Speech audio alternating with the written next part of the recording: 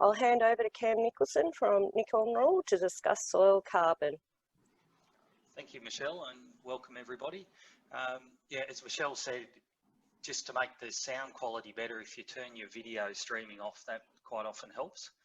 And Michelle also said if you wanted to ask a question on the way through, if you type it into the chat room, the other option is just to turn your microphone off and ask questions.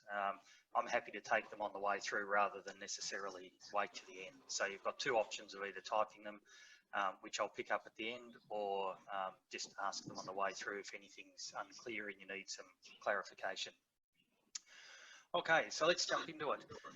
First thing I want to do is just cover off on a couple of topics that I want to make sure that we're all on the same page, because as I present this session on soil carbon, there are some terms that we really need to be comfortable with. And so the first one, so just to outline what today's webinar will cover, just some terminology and a bit of background. I'll then talk a bit about soil carbon, and in particular soil carbon fractions, because this is really important to understand the turnover of soil carbon. So rather than talking about total soil carbon, I'll talk about soil fractions and talk a bit about then the carbon balance that inputs in and what gets lost out the other end. And if we want to try and change or build soil carbon, how understanding the carbon balance is critical in that equation.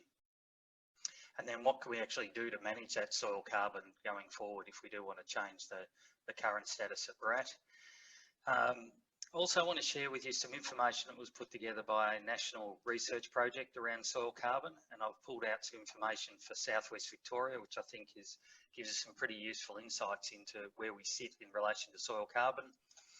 And then I want to finish off by sharing with you a simple calculator that I put together for students I work with at Marcus Oldham Farm Management College in Geelong, when we're starting to get our heads around if we want to change soil carbon permanently, what do we actually have to do and what sort of volumes or quantities are involved. So that's where I want to take us in the next 45 minutes and leave about 10 minutes at the end for questions. So first of all, a bit of terminology. What's soil made up of? It's really four broad fractions. Most of it's minerals, which is the sand, silt and clay. Then we also have air, which typically is around 15 to 20% in any soil. About 30% of that is usually can be filled up with soil water. What we're actually talking about is the organic matter part of that, which is typically only around about 2.5% of the soil. So while it's super important, soil organic matter and soil carbon, we're only talking about a very small fraction in the total soil mass that we've got there. The second one, we just need to be comfortable with the term soil texture. I think most people probably will have understand the definition of soil texture is a proportion of sand, silt and clay that we've got in a soil. But the bit I want to focus in on is the size of those particles. And this will make sense when I talk about what helps retain soil carbon in a soil. It's related to the size of the soil particle. And just to keep in your heads that a clay particle is about 1,000 times smaller than what a sand particle is. So when we talk about soil texture and it's a proportion of sand, silt and clay, it's actually the clay fraction of it that we'll concentrate on in understanding soil carbon. Some people may have seen this triangle before. I'm not going to explain it in a lot of detail, except to say that when we call a soil, it's something like a clay loam or a sandy clay or a silty clay or something like that.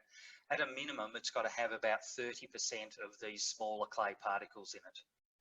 If we call a soil a clay soil, then we're dealing with at least 40%, potentially more, of those very small clay particles and less of the sand and silt particles in it. And if you've ever set a soil test off the laboratory and you get it back and it'll give you the soil texture. The soil texture, they don't actually separate these three fractions out. What they do is they take your soil, get it wet, they push it between your fingers or ribbon it, as they call it.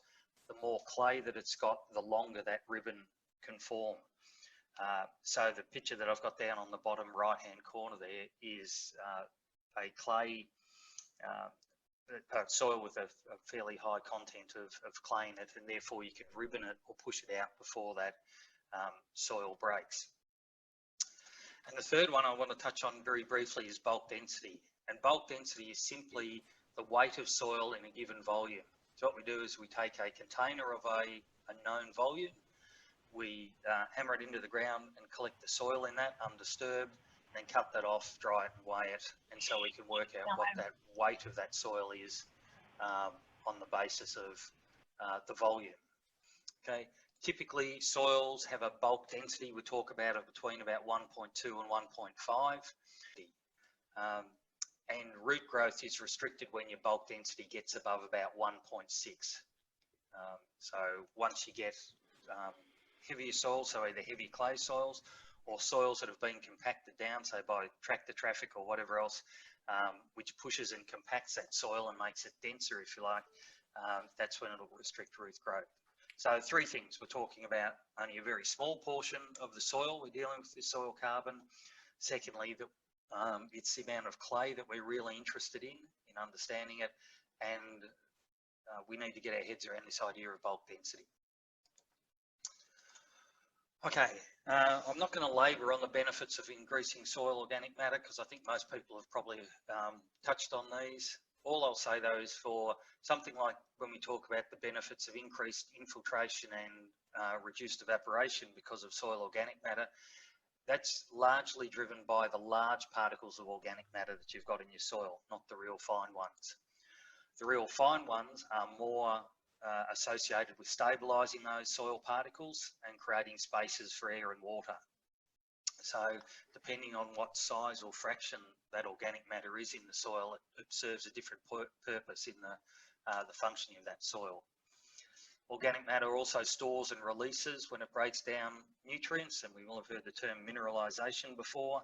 This is basically the breakdown of organic matter and releasing of nutrients. Critically important in all agricultural systems because it's not just the fertilizer that you may put on that feeds the plants, it's also the cycling or the release of these nutrients. Increases cation exchange capacity, so for cations like calcium, potassium, magnesium, sodium, aluminium, they're trapped on these different exchange sites in the soil. Organic matter generally has high cation exchange capacity, so it helps in that retention of those nutrients and stops them leaching or moving through the soil. And finally, obviously organic matter, because it contains carbon.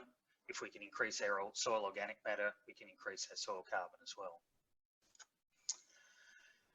Moving on now just to talk about soil carbon rather than soil organic matter. So soil organic matter, when you hear that term, it actually refers not only to the plant material, but also dead roots. I've got animal remains there, but also excreta or dung. So when we talk about soil organic matter, we're talking about all of those components. Soil organic carbon though, so abbreviated to SOC, is 58% of your soil organic matter.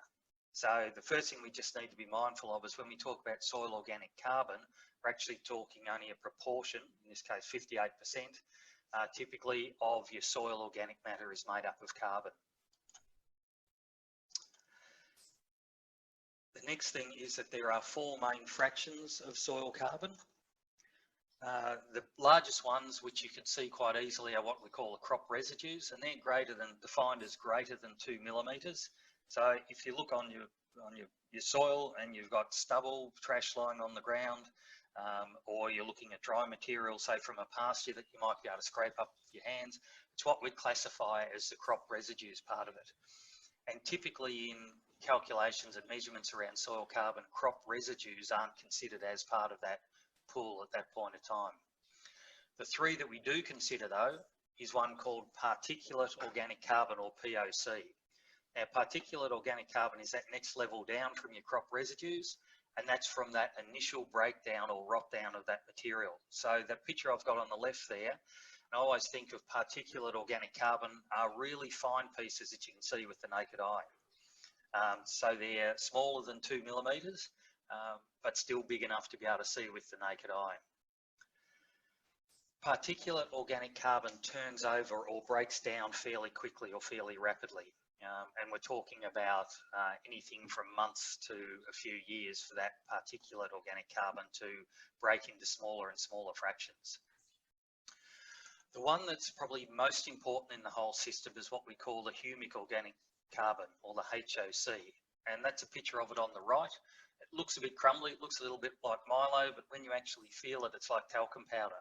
So it's a very, very fine form of carbon. In fact, when it's spread out, you can't actually see it with the naked eye. It's a very, small form of carbon, highly rich in nutrients and relatively stable. Organic carbon, humic organic carbon takes many, many years, decades to form and to create, and takes a fair period of time to break down as well. And then the last portion we've got in our soil is what we call the recalcitrant carbon.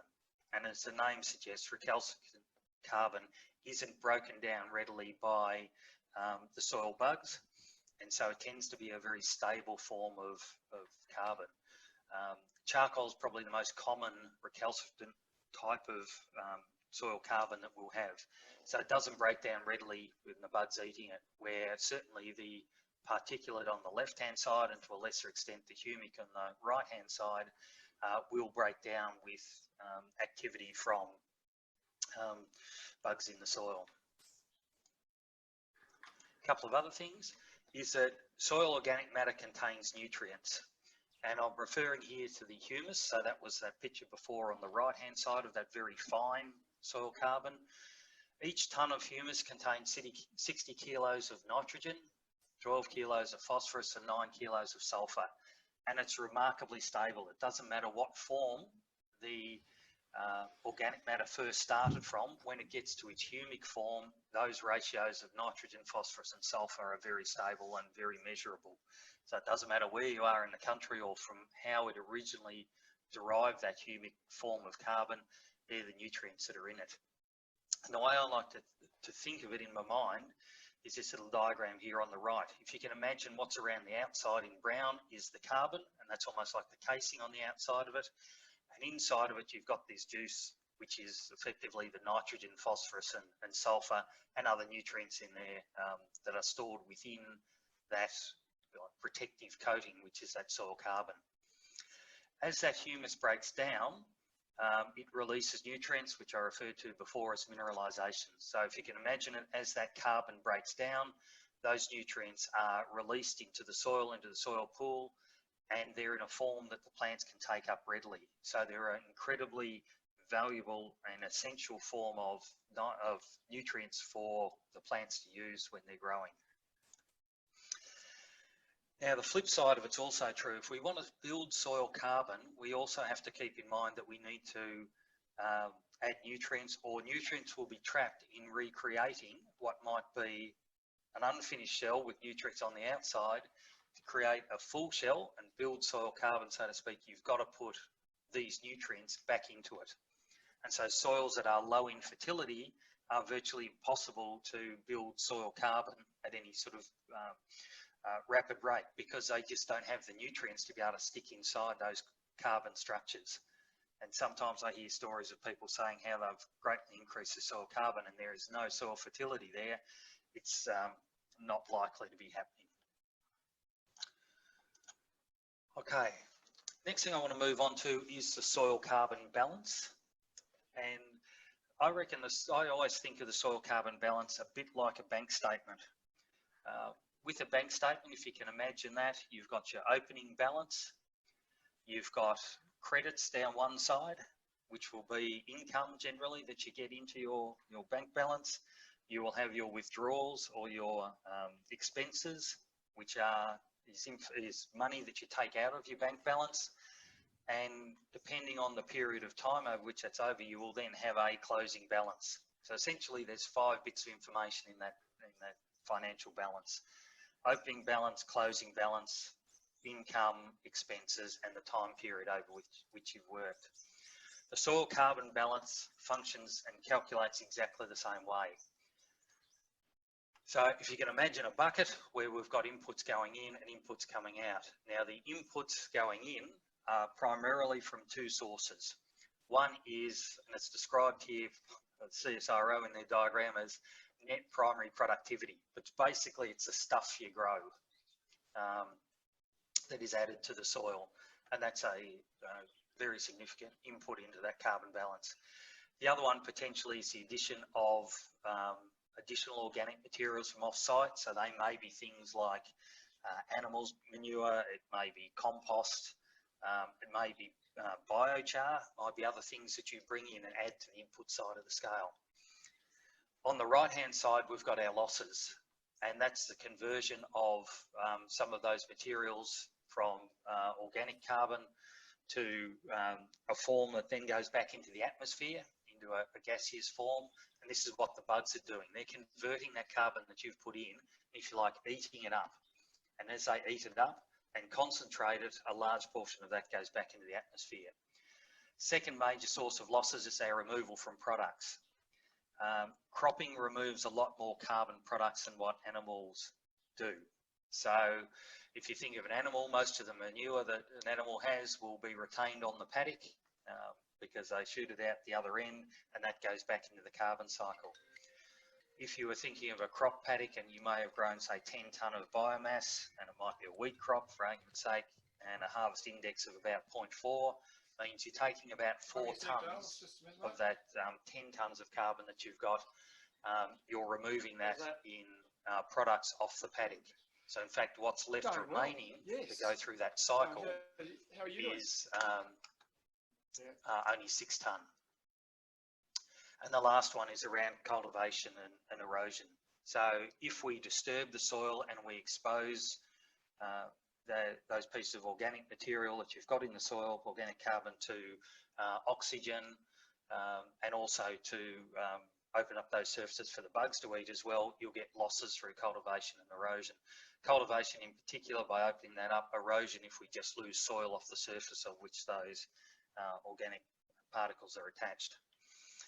Now the big kicker for me when I started understanding this soil carbon balance is how much is actually lost in this one here. And the general rule of thumb is that only 5 to 10% of the organic matter we supply as inputs, so this is on this side of the ledger, turns into organic carbon that stays in the soil. The rest of it eventually goes back into the atmosphere. So this one here is causing 90 to 95% of the losses from the inputs that we put in over here. So if we put a ton of extra inputs in here, we lose 950 kilos, so to speak, through bugs eating that material and it going back into the atmosphere. Okay. The bugs that eat that organic material are in 3 broad forms. The highest level ones are things like earthworms down south where it's wetter, or ants and termites up north. So if you're in Northern Australia in the dry country, ants and termites are really important in that primary breakdown. The secondary level of breakdown are things like these springtails, which is the little picture on the right hand side there. And once they've broken it down to a smaller form, then things like fungi and bacteria and nematodes or whatever else act in that third layer and help break down that organic material further. Okay. Every time that organic material is breaking down, carbon is released back into the atmosphere and goes back into that carbon cycle. So just because you put a ton of carbon in at the start doesn't mean you've got a ton of carbon in the soil at the end. And it's a really important one to get your head around, particularly when we start thinking about the calculations of how much organic matter you actually have to put in a system to build soil carbon. Another concept I want to bring in, which is really important when we start to think about how much carbon we can actually store, is that, believe it or not, there's an upper limit to how much carbon you can actually stick in a soil. And that's determined by soil type or soil texture. And I mentioned at the start in one of my opening slides about sand, silt and clay. It's the clay content that is critical in all of this. The more clay you've got, within reason, the more soil carbon you can potentially store in the long run. And the reason for that is because the clay particles are that small, that organic matter, particularly humic organic matter, that is associated with those clay particles are hidden within the clay structure and the bugs can't get it. So the bacteria and the nematodes and the fungi that I spoke about before can't access some of that organic material that gets hidden in the clay particles. If it's associated with silt particles or sand particles, then the bugs can keep eating and eating that because there's basically nowhere for that organic carbon to hide. And it's the reason why if you go up north and you see some of the sugarcane fields and they're putting 20 or 30 tonne of organic carbon back into the soil each year, but they're sandy soils, they can really get their stable organic carbon above about 1%, because over time those bugs will just slowly eat that up. The best diagram I could find, or graph I could find to sort of show this, was one that comes out of the West Australian wheat belt. And this is what we call the potential organic carbon. So up here we've got what the organic carbon content is, up to 3.5%, and that's 0 down there. And this is the clay content of the soil. And from their testing and experimentation, they found that as the clay content increases, the potential organic carbon content increases as well. So the upper limit is set by the amount of clay that you've got in the soil. If this had run up to 70 or 80%, over here you'd find that line flattens out. So in this case here in Western Australia, they're looking at about 3.4% is about that upper limit that you could get when you've got high clay content in the soil. As the clay content comes back, everything else being the same, in the long term, your upper ceiling of how much soil carbon you can store will be less. Following on from that, and so we call this one the potential organic carbon storage. So that's an upper limit, and every soil around the country will have that. And on your farm, you may have a soil that's of higher clay content and lower clay content. Their upper limit to what they can store can be different. So if you've got clay flats and you've got sandy risers, the sandy risers will have a potential to store less carbon than what those clay flats would. Now, importantly, of the potential carbon that we've got there, we don't always reach that potential limit that the clay allows us to. And so the second thing we need to understand is that climate will determine how close we can get to that potential yield or that potential limit.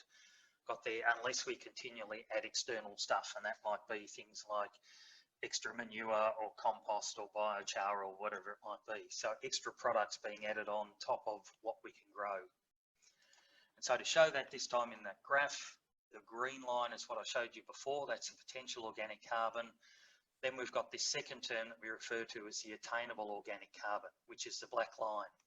So even though we might have, let's say, a soil here that's got about 30-odd% clay in it, and theoretically we should be able to get about 3% organic carbon, depending on where we are in the landscape or in the country, and depending what our climate is like, we will have an upper limit that we can actually reach, because we simply can't grow enough stuff with that rainfall and the climate we've got to reach that long-term potential. So the clay sets the long-term potential, but then our climate sets how close we can get to that line. And so it's quite possible in two different locations with exactly the same clay content, but different climates, that someone that could get closer to the, let's say in this case here, the 3% organic carbon mark, potential organic carbon, but in another place that is of a lower climate where you grow less, might only produce 2.5% as that upper limit. So your climate is super important. And of the climate, about 70% of it can be explained by rainfall. So rainfall is a really useful first surrogate of how much or how close do we think we can get our attainable organic carbon to this potential level. But it also includes things like temperature, growing season length, solar radiation and so on, all has an impact on that as well. Okay, so that's called the attainable soil storage of organic carbon. And we've just got some couple of questions come through if you want to have a quick look at. Yes, thank you, Michelle. So where's my chat? What have we got in here? So I'll take ones. We have a baseline soil organic carbon of high clay soils in Gippsland at 6% prior to influence of land management, good rainfall country, to provide another example. Okay, thank you. I'm not sure. Oh, Eddie. So thank you, yes. And that's right. So historically, if we've allowed the cycle to run for thousands of years, high rainfall, heavy soil types, you can get that line up much higher. So the green line that's on the screen there will vary depending on the amount of clay that you've got and the climate that you've got as well. Remembering this green line isn't across the country. This is the green line for the West Australian wheat belt, where I've taken this example. I couldn't find any localized examples, unfortunately, that showed that. And the second question I've got here from Jay, do you have any research papers you'd recommend on explaining quantifying organic carbon storage and the roles of microbes in breaking it down? Yes, I'll refer to those right at the end, Jade. I've got a couple of references which I find really, really useful, and I'll give you the links and show you those at the end. So hopefully that's answered those couple of questions, and we'll move on. Okay, so the last bit that I want to show here is, so we've talked about the potential organic carbon and we've talked about the attainable organic carbon. Now I want to move to the third bit, which is how your management will determine how close we get to the attainable soil carbon. Okay, so if you can think about it, the first two are set by the type of soil we've got and the climate that we get. So essentially where we live and where we are in the landscape. The third one then refers to our management.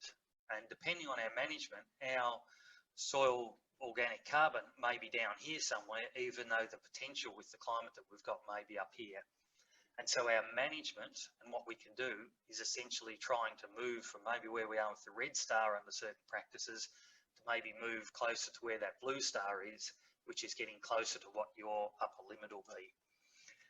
And the red star is what we call the actual storage of organic carbon.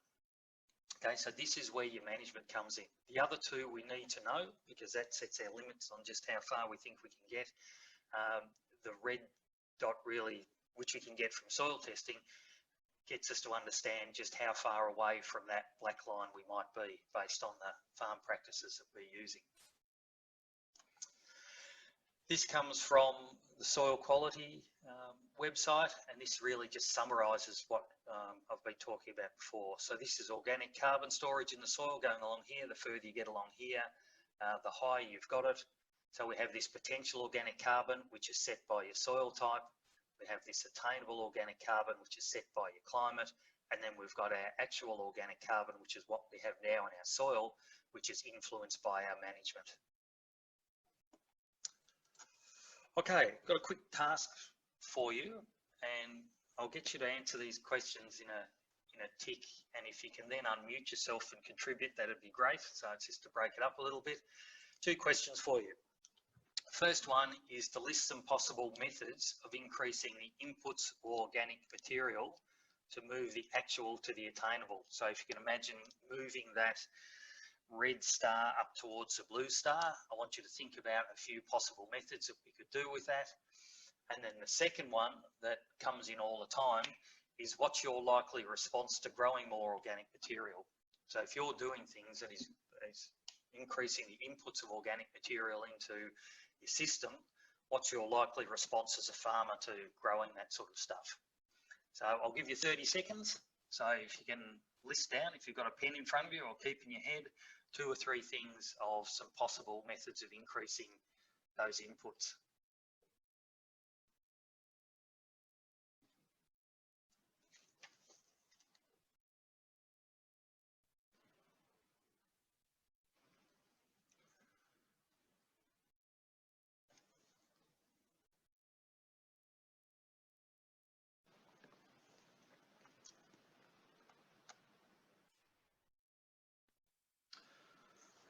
Okay, who'd like to start us off?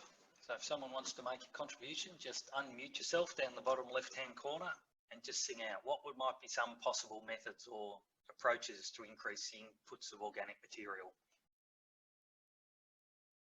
Johnny Gardner here, rotational grazing, growing more root mats. Yes, okay, thanks John, beautiful. Someone else? Michelle here, adding more phosphorus, nitrogen and sulfur to the system above what you're taking off. Okay, and what would that achieve, Michelle? To help break down your humus and your, like for example in stubbles. Okay, yes, okay, yep. Other methods? Cam, you probably know what I'm going to say here, but cover crops Yes, thanks, James. and permanent pasture. Yes, yeah, okay. So a couple of methods there. The other one, someone else, what's your likely response? So you put cover crops in, or you grow more perennial pasture, or you add more nutrients that make stuff grow more, rotationally graze, you grow more. What's your likely response going to be as a farmer? What do you reckon you do? Yeah, increasing production. Yeah, thank you. So you'll increase production or increase stocking rate. And so one of the dilemmas we've got, and that I've found when I've done lots of these carbon balances with individual farmers, is that as you grow more stuff, the natural tendency is to increase your stock numbers or increase your stocking rate to utilise that feed that you grow. So importantly, what I want to separate out here is this idea of, we're talking about soil carbon and building soil carbon, that may not have the same level of positive influence as what the carbon balance on your farm might be, or your carbon footprint is spoken about. It's quite often that we may store more carbon, but we may also emit more methane as a result of running more livestock. So there's a possibility there. So it's not just if we increase soil carbon, we're making this fantastic gain. Some of that gain may be offset, if you like, by having more animals and therefore having more outputs on the other side of your farm carbon balance, even though your soil is accumulating more carbon. So it's just an important distinction to make. All right, I was going to show you some different trial results, and as I started looking through them all of how those different practices might change the amount of soil carbon that we store, I came across this report, which was a great review by the CSIRO, and they basically studied hundreds of trials over different times where they've used different farming techniques and what impact that's had on the soil carbon. And I've put this one up, and they're represented as box and whisker graphs. So on the right-hand side here explains what a box and whisker graph is, but rather than just giving you the average result of a whole lot of different trials, it gives you the ranges of responses that we got. The boxes represent 50% of where those results sit. And these have been graphed up not only by state where the trials have been done, but also the different practices. So we've got changes in rotation, retaining stubbles rather than burning them, reduced cultivation through conservation tillage, pasture improvement, and in this case here, conversion from a annual cropping situation to a pasture situation. The line up there represents 0. So anything that goes left of the line means that we've reduced the amount of soil carbon. So the relative change in soil carbon is negative. To the right-hand side means that we've actually increased it. And you can see in virtually all of these practices here, there is some net gain or positive gain in that change of those practices. The ranges of them in some cases can be quite big. So this has got the mg of carbon. Think of that as tons of carbon per hectare per year that's going into the system in a positive sense on the ledger. But you can see there's quite a lot of ranges in some of these results, and that will reflect back to the things like soil type, climate, and so on, of how those changes have actually had that impact. But I just thought this was a good way of summarising to saying those sort of things that you mentioned do actually have a positive impact in where we're going. But also keep in mind, we're talking about half a tonne. This is half a tonne of carbon per hectare per year that we're increasing. So while it's positive, the relative change in the long run is relatively small per year. Positive, but relatively small. This graph that I want to show you really summarises a whole lot of stuff around the carbon cycle and how it works. It comes from a station called Rothamsted in the UK, and I'm not sure if people are familiar with that, but it's an agricultural research station. It started in the 1850s in the UK, and what's fascinating about it is they have these long-term trials, and for them long-term trials last 100 years. More importantly, though, they've collected the soil samples since the 1850s when they started, and they've been preserved, and we can go back now and get samples from 150 years ago and see the differences and the changes. And I've just pulled this one up because it's a really interesting one about the permanency of the change in carbon. So you've got years along here, and that is right, that is 1860, going up to about the year 2000, which is up here. And one of the experiments that they did was they, over periods of time, took samples from a trial where they had a control where they didn't do anything. And so over that period of time, which is represented by the red dots and then stylized by that red line, they had about 30 tonnes of organic carbon per hectare in the top 30 centimetres of soil.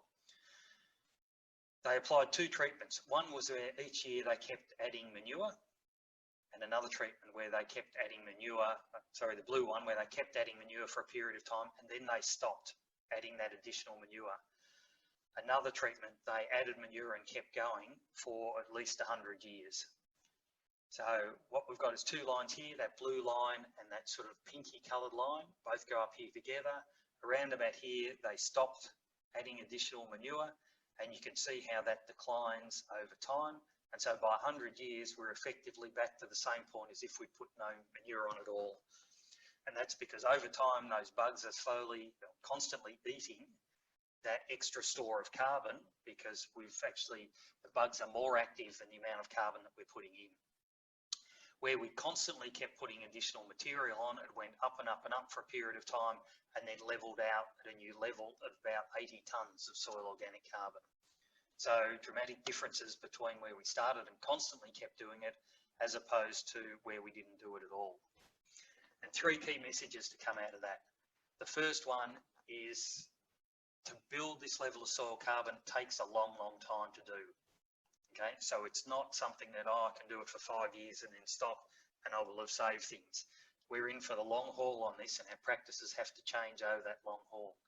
If we stop those additional input practices, then over time, we will go back to the previous equilibrium before we started.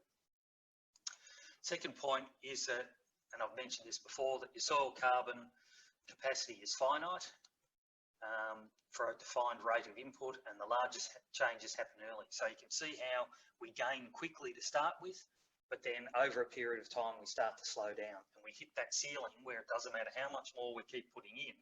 We hit that ceiling where we can't gain any more out of it. And the third one is that management changes to build that must be maintained. And this line here clearly shows that when you stop doing that practice, it will start to come back again. And that's got some pretty important implications for us when we start thinking about rotations in our farming system. And Jeff Baldock, one of the scientists in this field in CSIRO in Adelaide, said that our rotations will really end up being a bit like a sawtooth. That we will build them for a period of time and then we will run them down because of our change in practice, and then we'll build them again and run them down, build them again and run them down. So he saw that sawtooth type effect. And something a bit closer to home, this is a paddock at home. We test all of our paddocks at home every 3 years and have done for about the last 25 years. This is a paddock that we call bottom fog. And when I came onto the place, my father-in-law had called it the fog grass paddock because it was just full of fog grass. We divided it in half, so we have a top fog and a bottom fog paddock. But this is the soil carbon that I've measured every 3 years over that period of time. And you can see that we started down at a lower level down here and started building up over time. This is in the perennial pasture now. So from here, this went from a fog grass paddock into a phalaris subclover paddock. There's been a permanent pasture ever since. We've got that same shape curve. And when I do the figures for the soil type that we've got there and the rainfall we've got, about 3.1, 3.2 is about our ceiling, calculated ceiling of how much that soil is likely to hold. And I reckon we're getting close to that level as well.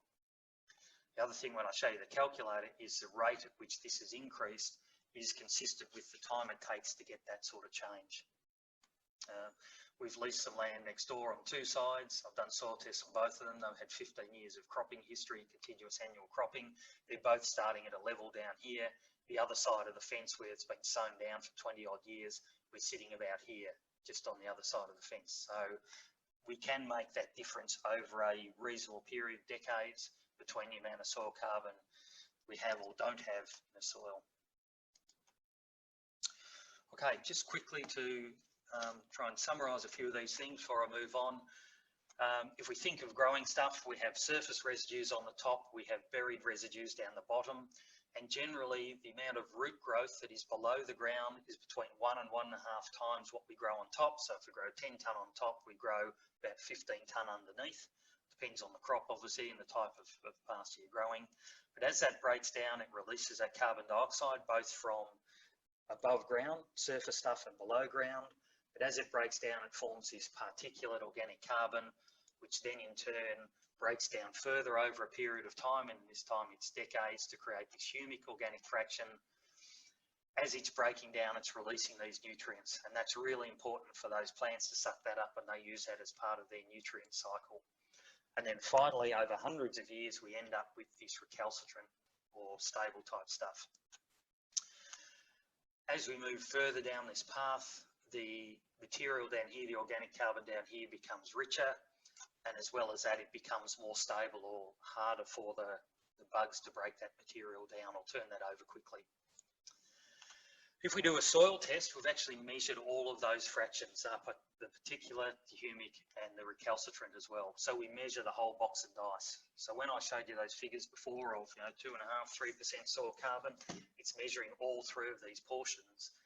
Unfortunately, it doesn't tell us what proportion of each of these we've got. But there is new testing now coming available, which allows us to fractionate that. So I want to show you some data just to finish off around the Soil Carbon project. Now, this was a project started about a decade ago, 4,500 sites across the country, which you can see there. I know that some of the people on the list there have actually their paddocks were sampled, and we've got the information for those paddocks. If you don't have them back, we were able to split up the different components to understand those different components across that total organic carbon. Cam, we've got another couple of question coming from Johnny Gardner there. Okay, I will pause for a tick and try and get that up.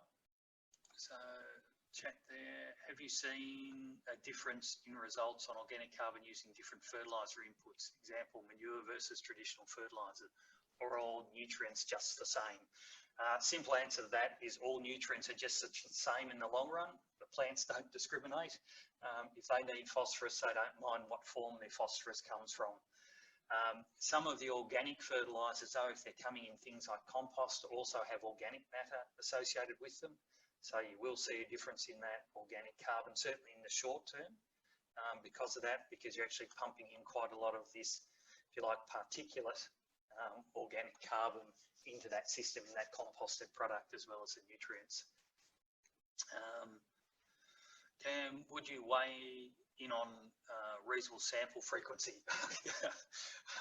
Yeah, really good question. There's been some great work on that. I'm involved in, or have been involved in, trying to get some carbon farming projects up, and there are strict protocols around the amount of sampling you need to do to reduce the variation. And the variation on that sort of scale of 1 sample per hectare, but then those samples being analysed separately and getting the range in samples is important for some of these carbon farming credits if you want to sell your carbon. So bottom line is that your carbon will vary quite a bit across a paddock. Those figures I showed you before from our place and from some of these samples here are taken by a bulk sample, so it's only the average in between and doesn't give you the range. I could talk a little bit more about that individually if you'd like. Yeah, so Eddie asking the same question here. And that question was around separate analysis, and you do need separate analysis. I think if you're, excuse me, wanting to sell soil carbon, I think if you just want to get a handle on it, this is a good starting point, particularly if you repeat it over a period of time, just taking a number of samples and bulking them together. Recognising, though, that change in soil type and how important it is. If it's a clay soil, a clayer soil compared to a lighter soil, I'd be sampling those two differently because of it. Okay, I might just pop back to this because I'm conscious of time. So here's some data I just pulled out information that related to the Victorian volcanic plains in Victoria, so essentially southwest Victoria, 0 to 30 centimetres across all different land uses and soil types. So different contents of clay to silt and sand, and different land uses, cropping. I've taken dairy out, but it's got grazing and rotations as well. And what we find is that, so this is for the top 30 centimetres, most of our soil carbon is stored in this humic carbon, which is a really important one. And this is one, if you're carbon trading, this is the sort of stuff that people want. Don't want this one because it turns over too quickly. So you buy it and then it disappears thanks to the bugs. This is the stuff that we're really more interested in trying to capture if we can. But you'll see there it's mainly in that organic, humic organic fraction. That's one standard error bar, so you can see the sort of range that we're talking about here. But when you add all of that up together, there's about 70 tonne of soil of organic carbon stored in the top 30 centimetres of your soil. So it is a significant amount of carbon that we've got there. But if I tease that out for the volcanic plains and look at the different land uses now, okay, so we've got cropping land use over here, grazing, cropping and grazing. And when I looked at the rainfall differences between the two, there isn't a hell of a lot of difference between the cropping. You might have thought the cropping would be on the lower rainfall. This data suggests that no, it's all roughly the same rainfall. So we can think a little bit more about this just being the influence of the different land use that we've got.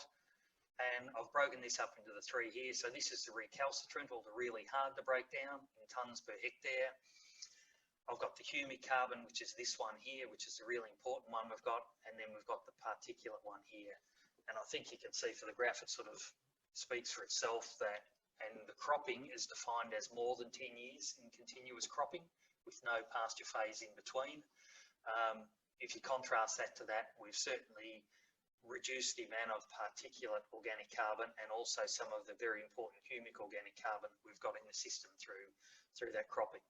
And that makes sense if you look at the total biomass we grow year on year. Because we take the grain off, we actually deplete that cropping inputs a lot more than we do with the grazing. I wouldn't die in a ditch over the exact numbers, but it's a sort of the trend and what that's showing, which I think is important. This shows it again in a slightly different form, this time though looking at the impact of rainfall on that and our total organic carbon stocks here, in this case in percentage. So you'll see that even for the same rainfall, or roughly the same rainfall zone, which is in here, you've got this wide range, and this will be an influence both of the land use and the management on that, and also the soil type that we've got shows that difference. But that rough trend, the higher rainfall it is, the more you're likely to grow. Another question here. Yeah, given recalcitrant takes such a long time to break down, could ROC tell you something about the impact of previous management practices on soil organic carbon? Yes, they tell you something about the long term, but to me, because they take hundreds of years for that recalcitrant stuff to form. To me, I tend to focus more on what the humic fraction is doing, and if we're starting to burn up that what's relatively stable humic fraction, which is very high in nutrients, concentrated in nutrients, that's the one that I'm more interested in seeing the trend or the change in that. And you can get soil tests done now where you can get those different fractions analysed. Okay, now finishing off, I just want to talk about the soil carbon calculation I've got, and I'll show you a calculator which I'm happy to share with people. But just to be aware of when we're trying to do some soil carbon calculations, your soil organic carbon, if you get from a soil test, is typically measured as a percentage, but your organic matter inputs, say how much stuff we grow or how much compost we might put on, we usually measure in tonnes per hectare. So we've got two different units and we've got to convert that, and bulk density is the way we need to, what we need to include to be able to do that calculation. Remembering organic matter contains about 58% organic carbon. We need to account for not only what grows above the ground, which we measure regularly, but also estimating what grows below the ground, because that's all part of that carbon store that we're putting into the system. Also remembering that 90% plus of the organic inputs are eventually lost back to the atmosphere. That may take 5, 10, 20 years for that final cycle to occur. but it will occur. The bottom line is it will occur. And if you do something and measure it 12 months later and think you've doubled your organic carbon, just give it time and you'll find that number will go down unless you keep applying large amounts of inputs. And then finally, just if people have heard this term, carbon dioxide equivalence, which is used in carbon trading. So we set it to the standard of carbon dioxide equivalence. It's 3.66 times your carbon. So if you look at what we store in carbon, multiply it by 3.6 if you then want to see what that means in carbon dioxide equivalence, which is what we use in trading when we buy and sell carbon. Okay, this is my last slide. Jade asked, have you got any references that you do? The first one I'd go to is a soil quality website. I've just highlighted this one here, how much carbon can soil store. It's, I've used this to reference some of the material I've shown you today. And the other one, which I reckon is absolutely fantastic, is one put together by the GRDC about 5-6 years ago called Managing Soil Organic Matter. You can download that on the website. It is fantastic. It's very comprehensive, very detailed, and covers a lot of the stuff that I haven't been able to cover here. Okay. So that's the end of that slide. I just want to now change, if people can bear with me for a tick. Oops. And I'll just finish off by showing you a calculator I've got.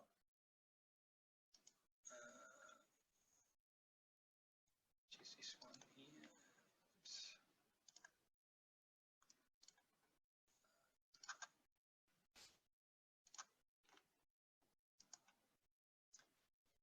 Now, Michelle, can you tell me, can you see an Excel spreadsheet in front of you? Certainly can, Cam. Okay, it's come up perfectly. Yeah, sometimes I do that and don't share it properly and I'm talking away and everybody's looking at a blank screen. Okay, now this is a simple calculator I put together to pull together that bit of information I was talking about earlier in the talk about the amount of material you need to put in, how quickly it breaks down, amount that you grow above ground compared to below ground and so on. And I put this together for the Marcus Oldham students that I teach so we can start to get a bit of a feel for changes that we might make in our management and how long that might take and what impact that might have on, if you like, permanent or long-term soil carbon storage. So, number of assumptions we use in here. So I've got here anything in red requires an entry.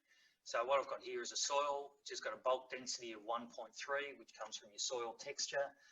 That's typical of sort of a clay loam type soil. I'm calculating this down to a depth of 30 centimetres. And I've said how much of that soil organic material is mineralised, and I'm being a bit generous here. So this is how much of this organic matter we put in, the bugs break down. And I've said 90% there. You may want to up that to 95%. I've also been generous saying the amount of roots we grow below the ground is 1.5 times more than what we grow above the ground. So if we grow 10 tonne above the ground, we're growing 15 tonne below the ground. I've then made an estimate here. Let's say if our current dry matter production was 8 tonne per hectare per year, that's what we're growing. And our dry matter produced under a new system. So this is what if we change management and could boost that from 8 to 12. And that might be, as Jade said, if we use cover cropping or something, it might be that we go from annual to a perennial. It might be that we grow more, put longer season varieties in or whatever. So we've changed it effectively by 4 tonne per hectare extra. This little line in here is just in case there are other farming activities that you might be taking hay off or something like that. So in this case here, I've said we're not doing any of that. Then we've got these ratios of the amount of nitrogen, phosphorus and sulphur that's required to build that soil carbon. So remember I said you can't build soil carbon unless you stick nutrients inside it. That's the ratio at which those nutrients need to go in. And then I just put some costing down there of what the cost of those different nutrients might be if, as Michelle said, you had to supply that external to what's naturally in the soil. And then down the bottom here, we've got the calculations. So what's changed above ground is we've added an extra 4 tonne of carbon per year, I'm saying on a permanent basis. The addition of stable organic matter to that, because this is organic carbon. Remember, this one here is organic material that we've grown or organic matter that we've grown. This is how much stable soil organic carbon. So this is the humic fraction that we're actually adding to that. This one calculates the percentage of stable organic carbon. So if you tested it theoretically 12 months later and you could look at the stable soil carbon, that soil carbon's gone up by 0.01%. So if it was 2% and you did this for 1 year, your soil carbon would go to 2.01%. It also has an effect on soil moisture storage, which I haven't touched on in this talk, but that calculates there. This calculates the amount of nitrogen, phosphorus and sulfur that you would need to add in that whole system. And down here I've said if we wanted to change our organic carbon by 1%, then we would need to add an additional 269 tonnes of organic material to get that 1% change. So let's say theoretically we were at 1% and we wanted to get to 2%, and the upper limit is that we could get to that 2%, we would have to grow an extra 269 tonnes of material based on the assumptions we've used above to get that 1% change in soil organic carbon. And the time to achieve that is going to take 27 years to get that 1% or doubling in stable organic carbon. Okay, so that's the number of years it's going to take, but you need to keep repeating that to get to that percentage. It would cost $166 in nutrients, those values I used up here, to achieve that extra 1%. So what's important when we start thinking about building the soil carbon is there is a cost, and there is a cost to nutrients that has to come from somewhere, either additional stuff that you've got to include or material that that's already in the soil that the plants or the organic material can use up. So that's a simple calculator. I'm happy to share it with people. I've put at the top there, it's not for reuse without permission, but I'm happy for you to have a bit of a look at it, because it does take a little bit of time to start to get your head around what all those numbers mean from a practical, how long do I have to keep doing this for? So if you wanted a 0.1% increase, then you're going to have to grow an extra 27 tonne of material, and based on what we're doing up there, going from 8 tonne to 12 tonne, that's going to take you 3 years to get that small change. Okay, so it starts to give you a bit of a feel for the time periods of which all this is going to take. I will stop talking now, I think, Michelle, and happy to take any questions that people have got.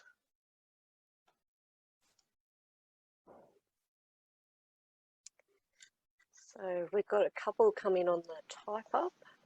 Otherwise, unmute yourself and ask Cam a question.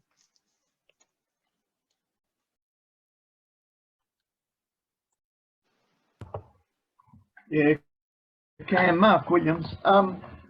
You're concentrating on the 0 to 30 centimetre range for your organic carbons, and obviously there's limits there because a lot of our carbons aren't too bad in that respect because they're long-term grazing.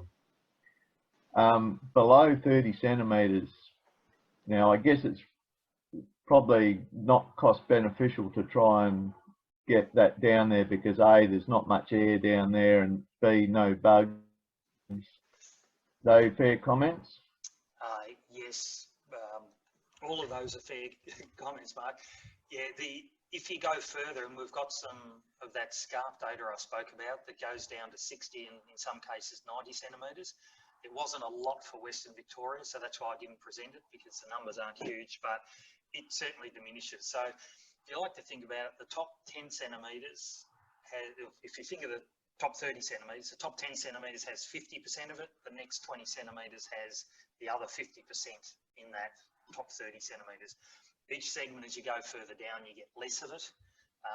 It tends to be of the more stable form, but in smaller and smaller quantities, which becomes very difficult to try and build over the long run, just because somehow you've got to get organic material down there.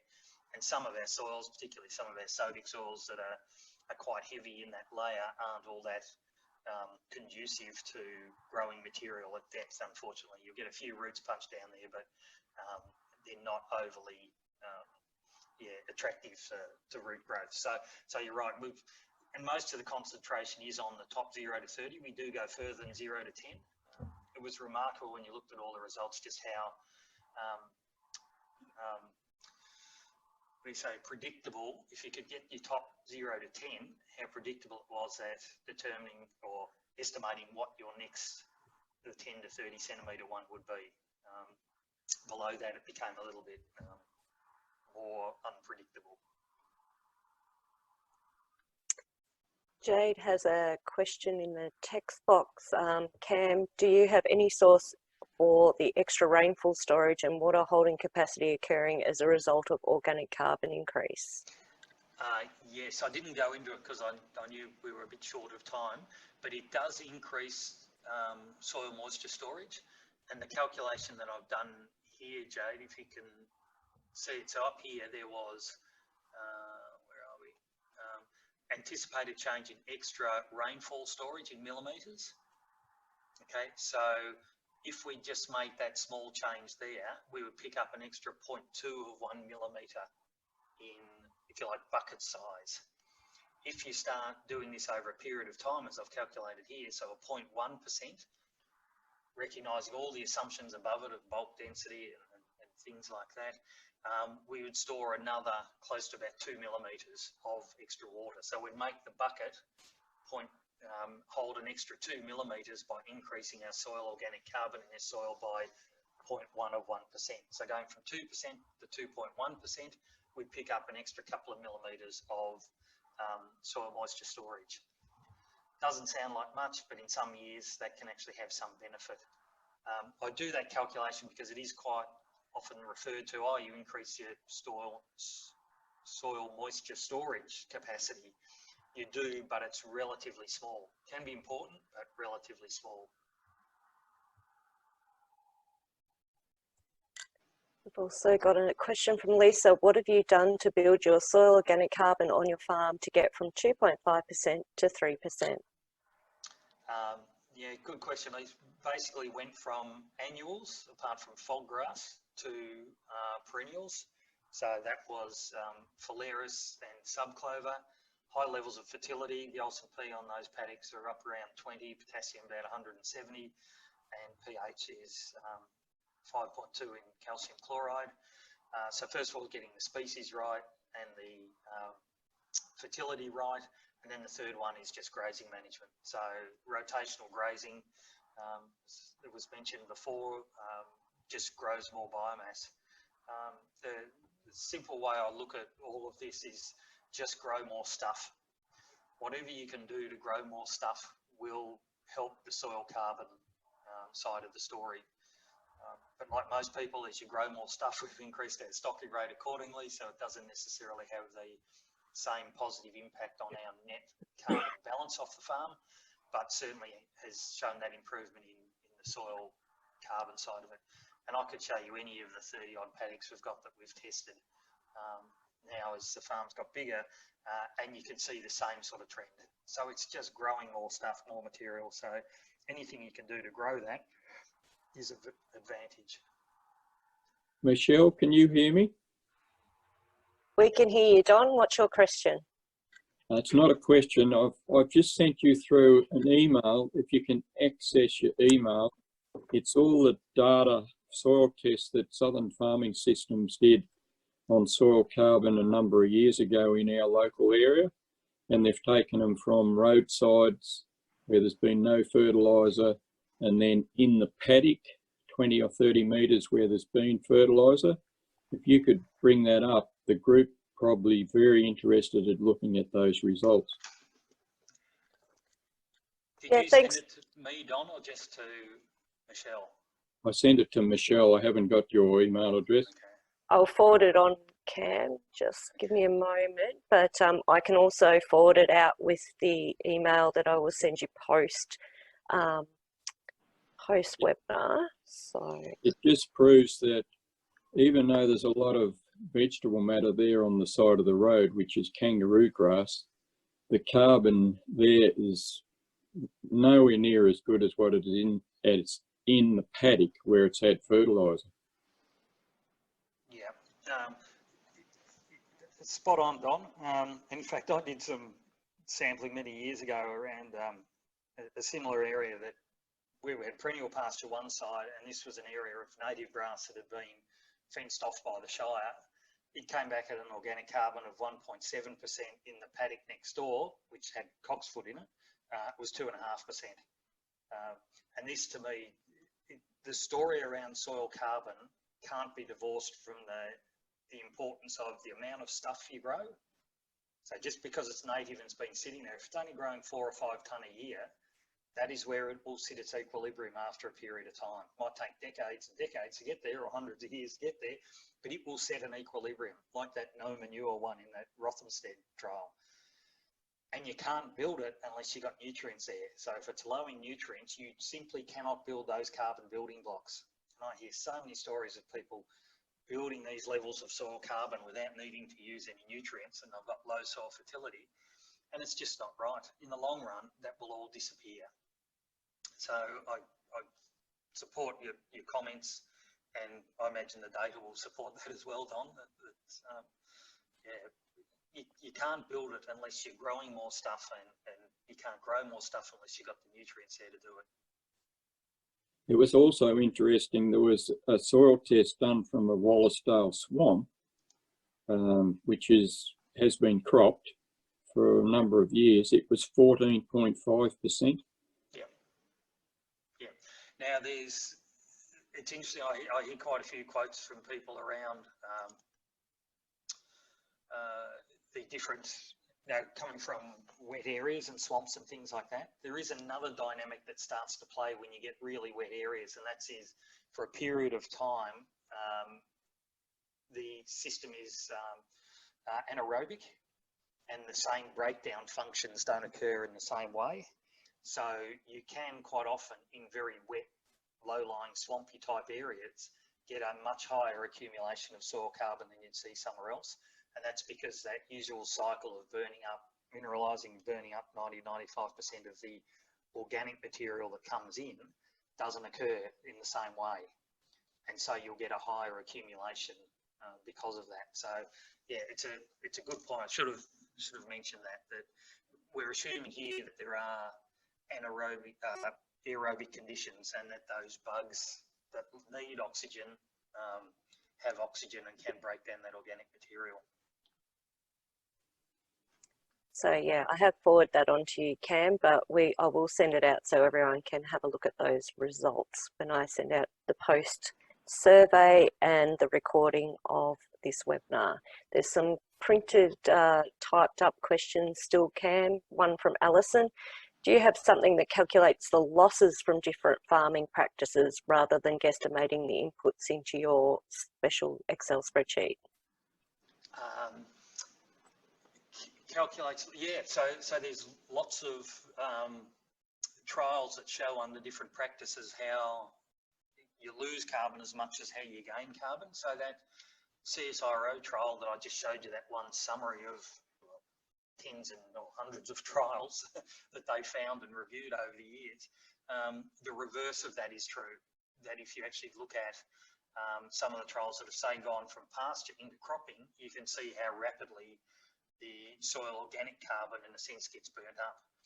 And any cropper will know one of the best things you can do is have something that's been in pasture for 20 or 30 years and go cropping with it, because as you get that mineralisation or that breakdown of organic carbon, as a result, you get a whole lot of nutrients being released in this beautiful, slow, steady feed. And you're cropping for your first 5 or so years out of a pasture phase is quite often the easiest one from a nutrient point of view, compared to when you get 10 years down the track and some of that breakdown and release of nutrients has then been dissipated or been used up. And then there was one more question there from Ro. Is this what's going on with peat soils? Yes, assuming peat soils are very high in soil organic carbon. Yeah, and where that goes against, in a sense, what I've been talking about is that anaerobic conditions that some of those peat soils or very wet soils get. If you take it a step further, there's discussion around the value of what's called blue carbon, which is things like marine grasses and stuff like that, and tidal areas that store enormous amounts of soil carbon because they keep going through this anaerobic phase, and so that breakdown of organic material doesn't occur the same way, and they accumulate more than they burn up. So that's how you can get much higher contents in those peaty soils or very wet, swampy type soils.